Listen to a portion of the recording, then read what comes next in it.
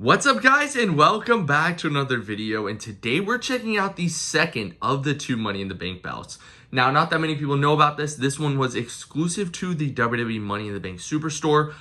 Supposedly there were only 30 of these produced, while the Money in the Bank one that was on WWE Shop, I can't remember how many of those were produced, but this one doesn't have the highly controversial handle on top. This one I think looks pretty good as well from the pictures I saw. So it does have on the belt bag, you have red on each end of the belt bag, white in the middle. Then you have the Money in the Bank briefcase, Toronto, Ontario, Canada, 2024. Let's take this thing out of the bag and see what it looks like. And here we have the belt out of the bag, and honestly, I think this one looks really good with the red and white. I think it looks better than the previous Money in the Bank belt with the handle up top. So let's take a look at the plates. They're exactly the same. Actually, I guess we don't really need to take a look at the plates too much. They're exactly the same as your standard Universal Championship title plates, or your WWE title plates, I guess you could say.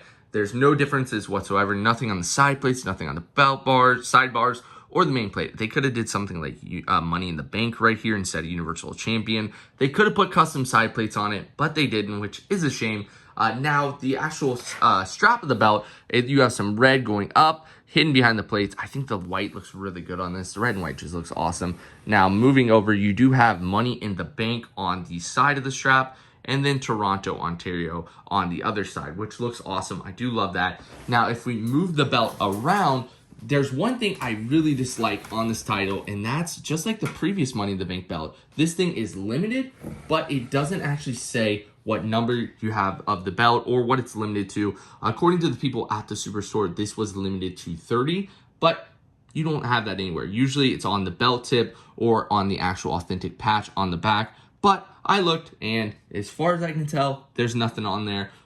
So you really don't know how limited this belt is. But if it is limited to 30, that does make it one of the more rare championship title belts. Now moving it to the other side of the strap, we do have the Canadian flag and then Canada. And sadly, the belt tip on this one is just your standard normal belt tip for the belt. So nothing special whatsoever. I feel like they put a little bit less effort into this one than they did to the green one, just because, I guess because this was going to go to the Superstore, they didn't feel like the need to add the cool Money in the Bank belt tip on the end.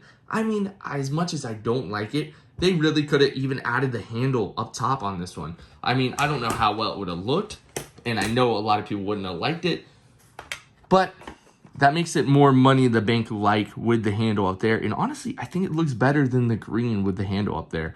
I know handle is very, very controversial, but I like it for the unique aspect of it on the belt. Makes it more than just a title belt with a different strap on it, which that's what this belt is. Now let's set this belt out next to the other Money in the Bank belt that was limited on WWE Shop.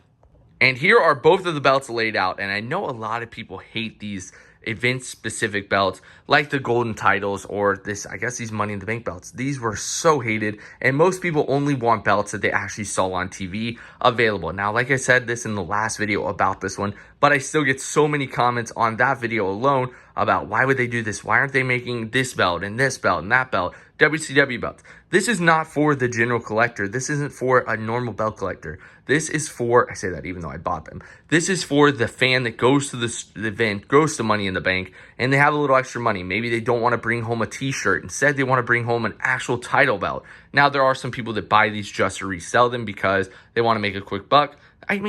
That's annoying, but there's nothing really wrong with that.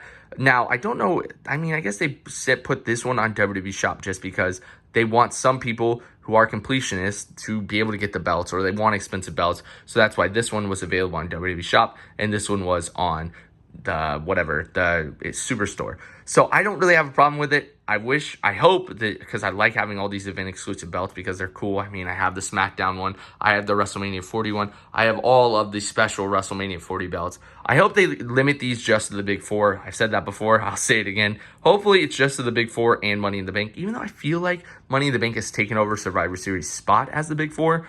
But I do think these look pretty good, and I wouldn't mind seeing these again. I don't know if I'll get these again, especially if they do this belt, if they could copy and paste this belt every year and just put 2025, 2026 on it, I would be totally fine with that. But I say that, yet I have the WrestleMania 40 belt, and I plan on getting the WrestleMania 39. But as long as it's just a small tweak like the date, I think that's fine for me. But yeah, what do you guys think about this Superstore exclusive one? I'm a bigger fan of that one than this one, even though I think it should have the handle. But I do thank you guys for watching. If you enjoyed this video, please leave a like and subscribe, and I'll see you guys next time. Bye-bye.